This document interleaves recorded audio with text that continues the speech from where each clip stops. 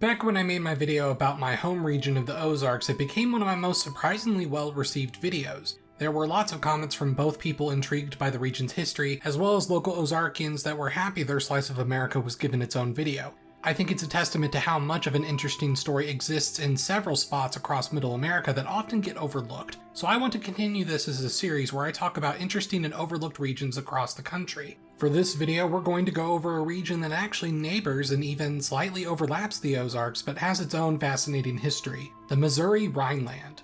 The Rhineland is a name that applies to a region along the banks of the Rhine River in Europe, but usually refers to the specific part of the Rhine that's in Germany. The Missouri Rhineland is similarly a stretch of land along the Missouri portion of the Missouri River and gets its name from the large community of German immigrants that settled the region in the 19th century, creating one of the most vibrant German cultural regions in America that, despite nearly 2 centuries of evolution and even a period of suppression, still exists today. So what made this area of Missouri so appealing to German immigrants in the first place? Obviously, the enticement of big, rich farmland was one factor, but German immigrants would settle in many areas of the Midwest. Let's consider a few important details. Firstly, a lot of the areas that would become heavily German later on, such as the Minnesota or Dakota area, were sparsely populated by white settlers in the 1830s. There were still many Native American groups in those areas, and some of the most brutal conflicts with Native Americans would occur there. And those wouldn't be settled for nearly a century. While Missouri had its own Native American culture, such as the Osage and Missouria tribes, by the 1830s they had either migrated elsewhere or ceded their lands. This made Missouri the current prime real estate. Furthermore, Missouri was also connected to the rich trade routes along the Mississippi River that connected to the Ohio and Missouri rivers as well. This meant Missouri was also economically exciting as well. While St. Louis was still small at this time, it was clear it would only keep growing. But one man named Gottfried Duden helped spark German interest in the region. In 1824, he purchased a farm in central Missouri and spent 3 years living there and happened to experience a good time. In 1829, he published a book about his first 3 years in Missouri, giving not only glowing reviews, but made the comparison of the Missouri River to the Rhine River. The Rhineland in Germany at this time was very crowded and becoming heavily industrialized, making this open frontier of agricultural riches very appealing. Many Rhinish Germans were motivated to settle in this so-called Missouri Rhineland, and a few years later the town of Dutzow, Missouri was founded around the 500-acre area south of Duden's original farm. Duden's work also inspired German Americans living in Pennsylvania to also move out west. The German Settlement Society of Philadelphia made plans to settle a city in the Missouri Rhineland that they hoped would become a huge city west of the Mississippi. In 1837, they planned and founded the city of Hermann, which is apparently named after Arminius, the famous German Cherusci chieftain that inflicted one of the Roman Empire's most disastrous defeats in Teutoburg Forest. Many immigrants were somewhat disappointed that the land wasn't as perfect as Duden wrote, especially the wintertime, but nevertheless they made the best of it they could and were determined to make a thriving town with hopes to at least rival St. Louis. While the town would never exceed a couple of thousand people, you can see their optimism for a future metropolis in that their planned town included many wide roads out of expectation for a bustling city that never ended up quite happening. St. Louis would end up remaining the largest city in Missouri for the 19th century, even at one point becoming the 4th most populated city in the United States by 1870, with German Americans making up around half the city's population. Furthermore, by 1860 there were 90,000 self-identified German Americans in Missouri, which at the time made up about 7.5% of Missouri's population, which is a significant amount. For comparison, the percentage of those with Italian American ancestry in modern-day New York City today is 8.2%, not that far off. And just as how the Italians heavily shaped New York City culture, Germans would help shape Missouri culture. Today, the Missouri Rhineland as a general region represents these counties in Missouri, but as a cultural region, the German community it was named for, there was a more concise set of counties here that are today officially designated as the German Heritage Corridor of Missouri. While Germans technically settled all over the larger region, it was in this corridor where they truly made their community, especially due to the prominence of St. Louis. Another set of counties within the Missouri Rhineland is nicknamed Little Dixie. Little Dixie was notable for being the area of Missouri with the most slaves. This was due to the fact that the northern half of Missouri was more farmable than the southern half. The immigrant German population as a whole, however, was one of the strongest anti-slavery populations in Missouri.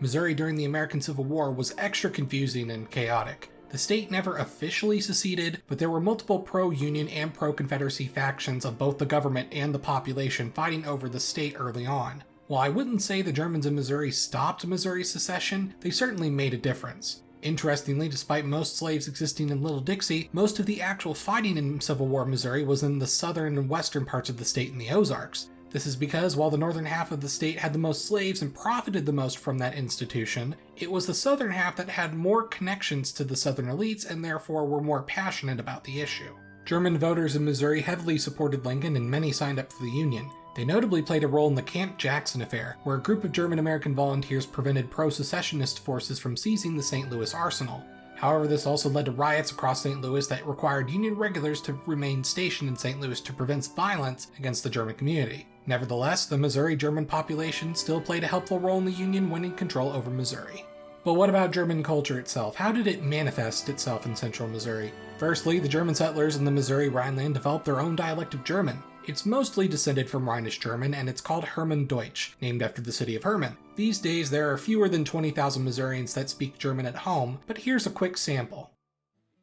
Ich heiße Terry Lönig und mein ganzes Leben war ich ein Farmer und ich bin noch Farmer.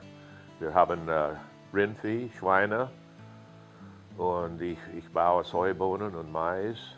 Wir haben Hähne, wir haben Enten, Truthahn, bisschen von alles. Ein Esel. Apparently when written, it reads pretty close to standard German, but I'm pretty curious to see what European German speakers think about it and if it sounds weird or different to them. The core of the Missouri Rhineland had multiple German-language newspaper publications, including ones dedicated to the German Catholic population and one in St. Louis dedicated to the German Jewish community. Naturally, the Germans wanted to keep their ways from the old country and did so through establishing Turnvereins. In the German states, there was a liberal political movement known as the Turner Movement. They established political clubs across Germany called Turnvereins. However, the failure of most 1848 revolutions led to several Turner members migrating to the US in exile. In Missouri, these Germans established more Turnvereins, but in America would also turn into a mixture of German culture clubs and gymnasiums. Basically, a YMCA but for Germans, so the YMGA. Or I guess the DJM? I don't know.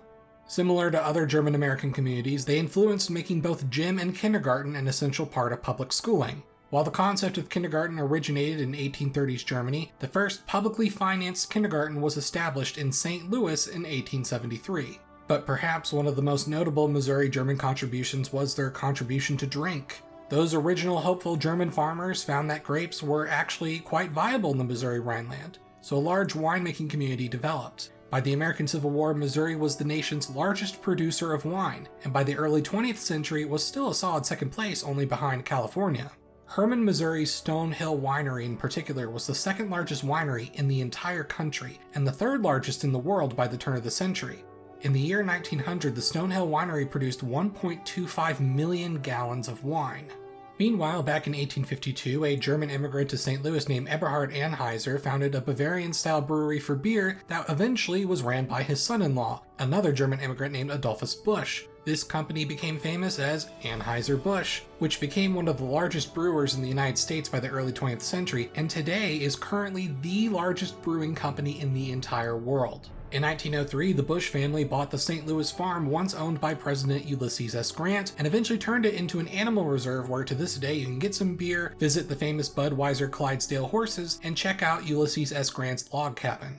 So basically, Missouri Germans created both one of the most popular wine and beer producers in America within 70-ish years of moving here. Pretty impressive. However, the German community in Missouri, like in other areas of the United States, would face trouble during the First World War. The continued practices of speaking the German language and living German culture made many other Americans question their loyalty to the United States. America's entry into World War I in 1917 unfortunately led to several lynchings and other acts of violence against the German-American population. And this is in despite most of them being very loyal to America and many of them volunteering for service. Some states banned the teaching of German in public schools, many German-language publications stopped publishing, and most Lutheran churches dropped using German as their language of service. 25% of American high schoolers were taking German in 1917, and in 1922 that number dropped down to 0.6%. There was even a strange but failed attempt to rename sauerkraut as Liberty Cabbage. Yeah, the original freedom fries of its day. Many German families Americanized their last names to avoid harassment. Furthermore, the American government arrested 6,300 German-born Americans for interrogation, and around 2,300 of them were incarcerated in either Fort Douglas in Utah or in Fort Oglethorpe in Georgia for the rest of the war. That's right, we had internment camps in both World War I and World War II. One of the most common suppressions of German culture in the Midwest during World War I was renaming German-sounding street names. St. Louis actually managed to be one of the least name-altering cities, only changing 6 street names. Kaiser Street became Gresham Avenue, while Berlin Avenue became Pershing Avenue. If all of that wasn't enough of a blow to the German community, in 1919 the United States passed the 18th Amendment, which prohibited the production, transport, and sale of alcoholic drinks starting in 1920. This hurt the wine and beer production of the Missouri Rhineland, and while Anheuser-Busch survived through its non-alcoholic beverages and ice cream, the wineries of Hermann, Missouri would not and were dealt a fatal blow.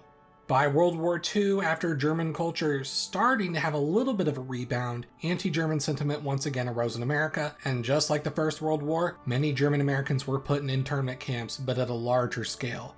During World War II, over 11,000 German Americans were interned during the war under the Alien Enemies Act. While this is not even 1/10 the amount of Japanese Americans that were forced into internment camps, it is still a shameful moment in American history, and no German Americans were ever compensated. Meanwhile, the dark legacy of the Jim Crow era in Missouri also left its scars in the region, as the previously mentioned Little Dixie region was also an area where many lynchings occurred against the African American population. The more core areas of the German community outside of St. Louis had little to no lynchings, but it should also be of note that most of those areas had few African Americans living there to begin with. The anti-German sentiment during World War II seemed to have been the final push that caused German American populations to more fully integrate culturally. However, in the Missouri Rhineland, many aspects of the local German culture survived. In 1965, the Stonehill Winery reopened after being dormant for 45 years, and while they are no longer nearly as prominent as they used to be, they're at least keeping the tradition alive. Many other areas of the Missouri Rhineland began to focus on preserving the German culture across the following decades, and now you can even go to Hermann, Missouri for both a Maifest and an Oktoberfest celebration. Now, obviously, the German culture in Missouri is not the only one in the Rhineland. St. Louis has a ton of history from multiple communities that honestly deserve their own video. Kansas City, meanwhile, while technically considered a part of the Missouri Rhineland, has little connection to the German community, especially compared to St. Louis, so they would deserve their own video too. Similar to how the Ozarks were more complex than just hillbillies, the Missouri Rhineland is clearly more complex than just Little Germany. Nevertheless, while the Missouri Rhineland is not quite as touristy these days as the Ozarks, it is still its own distinct cultural region with a lot of rich history from its German immigrant heritage that has contributed more to US culture than most people realize, and I hope you enjoyed learning more about it. I'm Emperor Tiger Star, and I'll see you guys next time.